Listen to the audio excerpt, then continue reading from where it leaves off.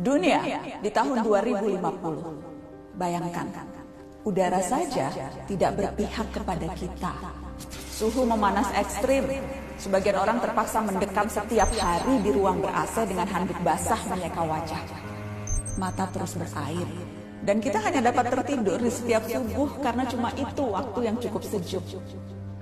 Di luar tembok rumah kita, peningkatan suhu menyebabkan kekeringan parah di banyak belahan dunia. Hanya orang kaya yang bisa membayar air. Keran-keran di tempat publik dikunci. Hutan-hutan terbakar.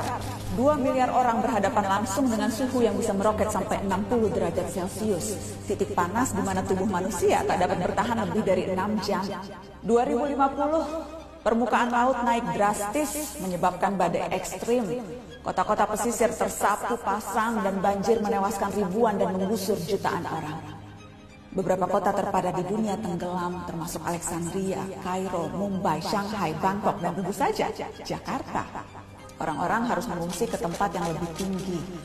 Setiap hari kita akan melihat foto rombongan keluarga mengarungi banjir. Yang agak beruntung bisa tetap tinggal di rumah dengan air hingga mata kaki. Seperti Jakarta di tiap musim banjir, tapi ini di seluruh dunia. 2050. Pandemi bukan hanya varian COVID. Perubahan suhu, banjir, urbanisasi, dan pergerakan populasi manusia mengakibatkan penyebaran penyakit. Setengah dari populasi dunia beresiko tertular malaria atau demam berdarah.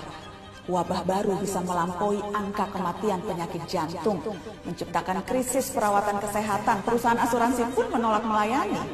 Apa yang kita lalui 2 tahun kemarin, tampak tak ada apa-apanya.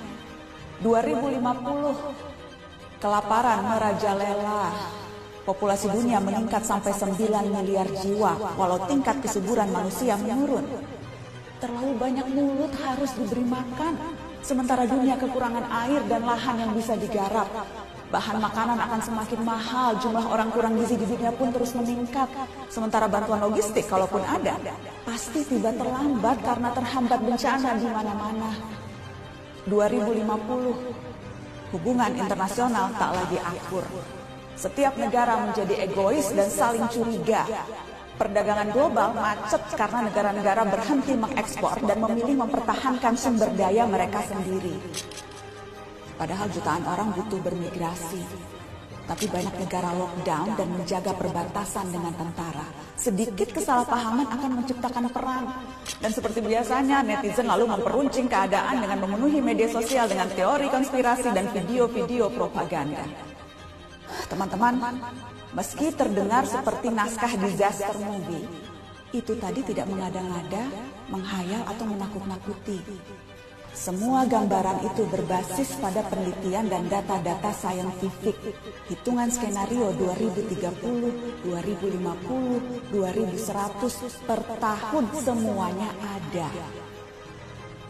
Isu ini bahkan telah mempertemukan para pemimpin dunia, tak terkecuali Indonesia. Kemarin Presiden Jokowi hadir dalam KTT COP26, sebuah forum tingkat tinggi yang diikuti 197 negara. Mereka membicarakan masa depan, rencana untuk menghalangi skenario-skenario tadi terwujud. Memang sulit, karena masing-masing negara punya kepentingannya sendiri. Akan ada tarik ulur yang berbelit-belit, tapi kesepakatan harus dilaksanakan. Dunia harus melakukan pengurangan karbon secara progresif, mencapai target 0 emisi segera. Negara-negara maju yang secara historis lebih bertanggung jawab harus mau membantu pendanaan negara-negara lain untuk ikut memerangi krisis iklim. Dunia berpacu dengan waktu. Gelisah tidak akan menghalangi 2050 sampai di kalender kita. Kita harus serius mempelajari isu ini, termasuk mengawal kebijakan dan langkah-langkah pemerintah. Sorotan terhadap COP26 menegaskan Indonesia selama tinggal di planet yang sama tidak terbebas dari resiko maupun tanggung jawab. Ada yang bisa kita lakukan sebagai individu, tentu saja itu perlu. Namun rangkaian kebijakan negara yang berdampak signifikan, itu yang paling kita butuhkan, segera. Kita tak bisa memilih planet, tapi masa depan bisa.